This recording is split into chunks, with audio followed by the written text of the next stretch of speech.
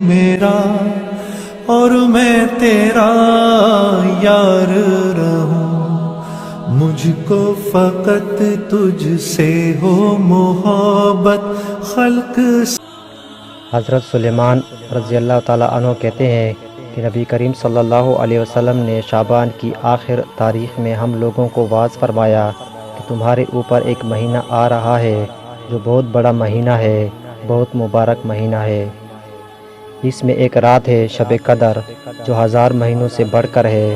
اللہ تعالیٰ نے اس کے روزے کو فرض فرمایا اور اس کے رات کے قیام یعنی تراویح کو ثواب کی چیز بتایا ہے۔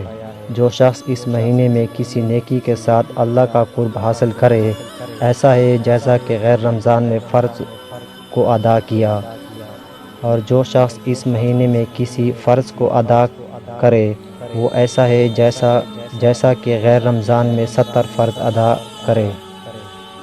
یہ مہینہ صبر کا ہے اور صبر کا بدلہ جنت ہے، اور یہ مہینہ لوگوں کے ساتھ غمخواری کرنے کا ہے۔ اس مہینے میں مومن کا رزق بڑھا دیا جاتا ہے۔ جو شخص کسی روزے دار کا روزہ افطار کرائے، اس کے لیے گناہوں کے معاف ہونے اور آگ سے خلاصی کا سبب ہوگا، اور روزے دار کے ثواب کی مانند اس کو ثواب ہوگا، مگر اس روزے دار کے ثواب سے کچھ کم نہیں کیا جائے گا۔ صحابہ رضی اللہ تعالیٰ عنہ نے عرض کیا کہ یا رسول اللہ، ہم میں سے ہر شخص تو اتنی وسعت نہیں رکھتا کہ روزے دار کو افطار کرائے۔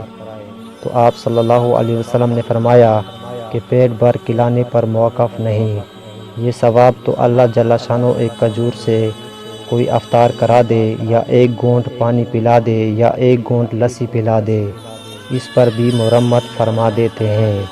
یہ ایسا مہینہ ہے کہ اس کا اول حصہ اللہ کی رحمت ہے، اور درمیانی حصہ مغفرت ہے، اور آخری حصہ آگ سے آزادی ہے۔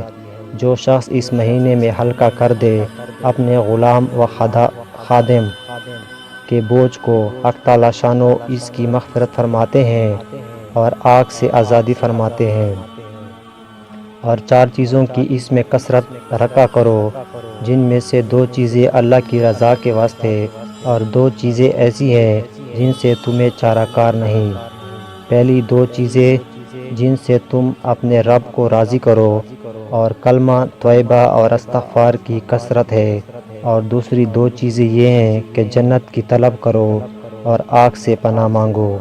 جو شخص کسی روزے دار کو پانی پلائے، حق تعالیٰ شانہ قیامت کے دن میرے حوض سے اس کو ایسا پانی پلائیں گے جس کے بعد جنت میں داخل ہونے تک پیاس نہیں لگے گی۔